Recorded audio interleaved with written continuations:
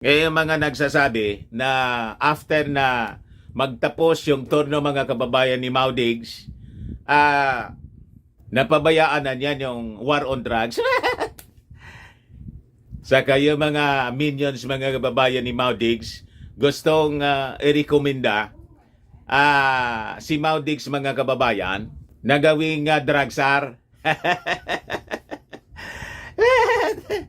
Kasi pinapalabas nila, mahina yung ating war on drugs under the administrasyon ng ating Pangulong Bongbong.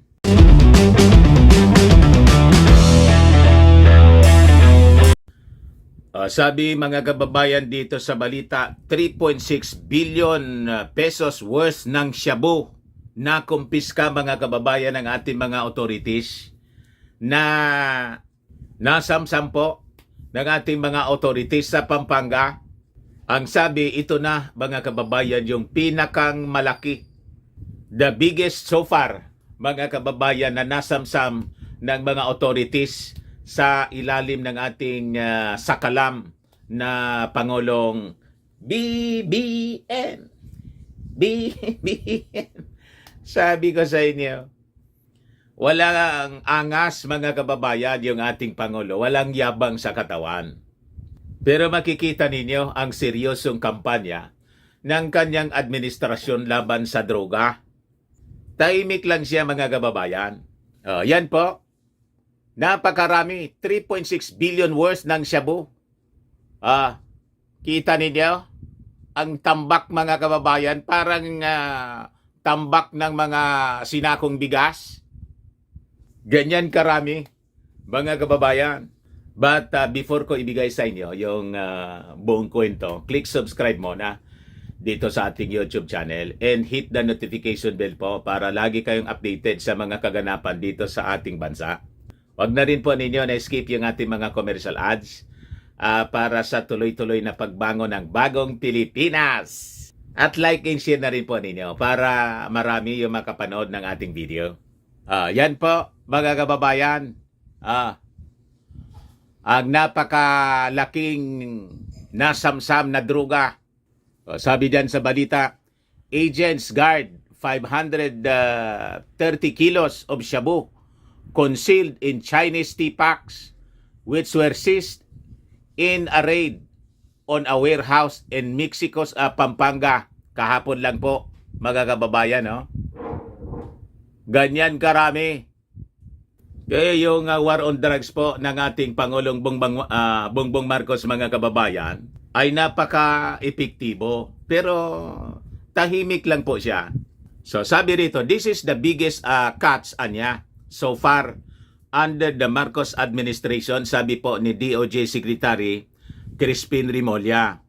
The shabu was intercepted by the Bureau of Customs Port of Subic in collaboration po sa National Bureau of Investigation saka sa Philippine Drug Enforcement Agency and the Department of Justice. Congratulations po sa ating mga authorities. Pero bantayan ninyong mabuti po, Secretary Remulla. Baka madali ng mga ninja cops i-recycled. Tulad yung mga nauna. Di ba? So sabi rito, the 530 kilos of methamphetamine placed in mixed red tea bags and golden tea bags were placed inside brown boxes that also contained either a bag of chicharon or bag of dried fish. Yun ang strategy po.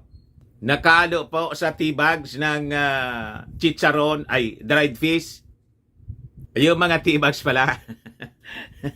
Yung mga tea bags ng shabu nakahalo sa mga kahon-kahon ng chicharon at dried fish. Kasama pa, mga kababayan, yung mga cases ng soft drinks in sacks of feed with markings in Thai language. Inihalo po nila para maitago. Ayan po yung strategy nila. So sabi rito, Rimulya said, the operation at the warehouse in Purok 5, Barangay San Jose, Malino, doon po sa Pampanga, was a result of multi-agency operation na pinangunahan po ng National Bureau of Investigation.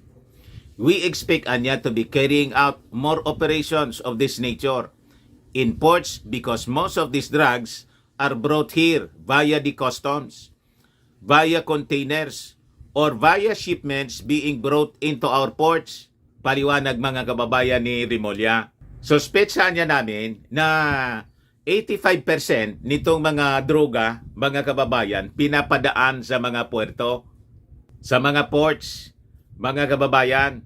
Yung operasyon po, sabi ni Rimulya, initiated following a derogatory report from the Bureau of Customs Intelligence Group resulted in the seizure of 530 packs na ang laman, mga kababayan, naglalaman ng approximately 1 kilos of shabu bawat isa.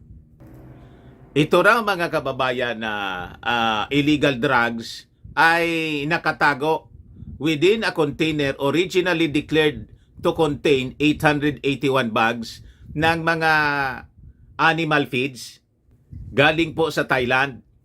District Collector Siriaco D.G. Ogay promptly issued a warrant of seizure in detention on September 23. The seized drugs were immediately handed over sa PIDEA po, followed by the execution of a controlled delivery operation by the National Bureau of Investigation at sa kanang PIDEA.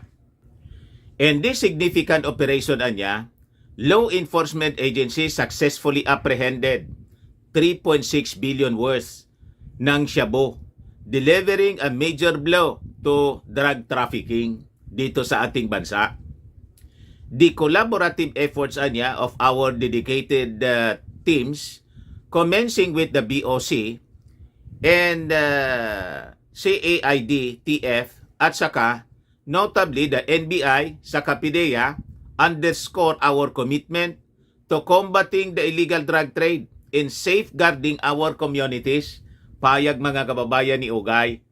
Sabi niya rito, under the leadership of Customs Commissioner Bienvenido Rubio, the agency remains resolute in adhering to President Marcos' directives to bolster border protection capabilities and prevent the entry of illegal drugs and other dangerous substances dito sa ating bansa. Kaya yung mga nagsasabi na after na magtapos yung turno mga kababayan ni Maudigs, napabayaan na niyan yung war on drugs. Saka yung mga minions, mga kababayan ni Maudigs, gustong i-recommenda si Maudigs, mga kababayan, na gawing drug czar. Kasi pinapalabas nila, mahina yung ating war on drugs under the administrasyon ng ating Pangulong Bongbong. Hindi po totoo ang kwento ng mga minions ni Maudigs. Patibong lang nila mga kababayan yon para pag kinuha po, halimbawa, naisa nila yung ating Pangulong Bongbong, kinuha, ayon. Madadamay po yung ating Pangulo. Naghanap lang po ng damay po sa ICC. Di ba? Hindi nila maisan. Wise po yung ating Pangulong Bongbong. So sabi rito po, investigators already have a list of persons involved in bringing in the drugs in the country. Sabi po ni Justice Secretary Rimulya.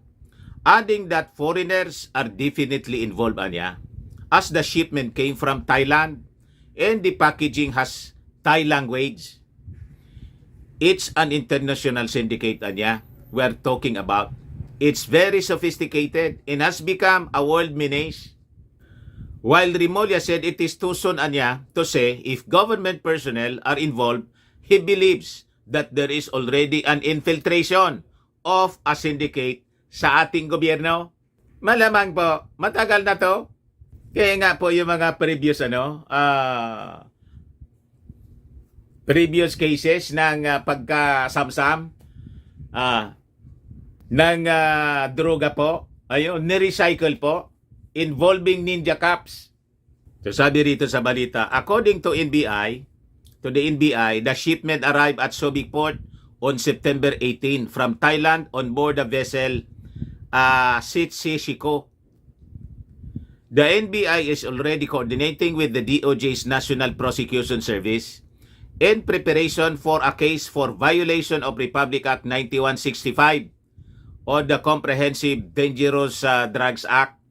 Ngayon, nagsasagawa na rin sila ng financial investigation along with the Anti-Money Laundering Council against corporations that are believed to be acting as conduits to traffic the seized drugs.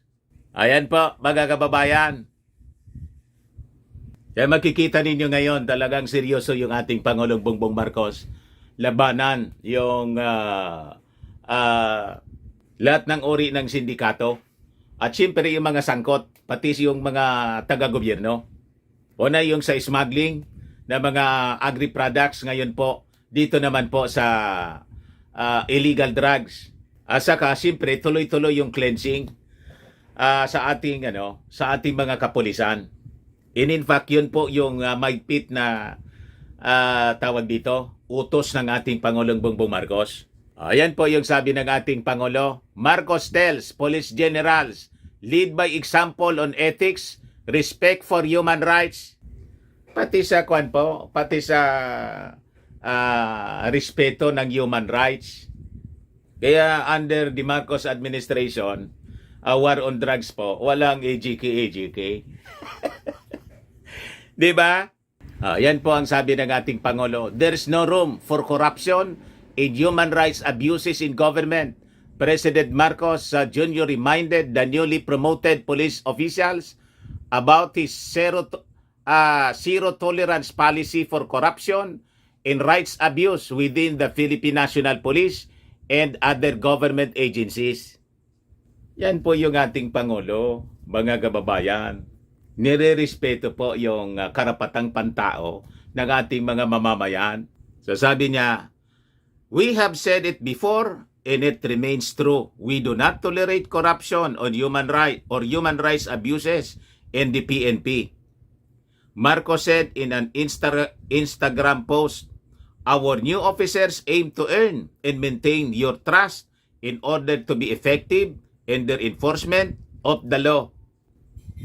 He told the police generals to ensure all cops uphold the highest standards of ethics, professionalism, and respect for human rights.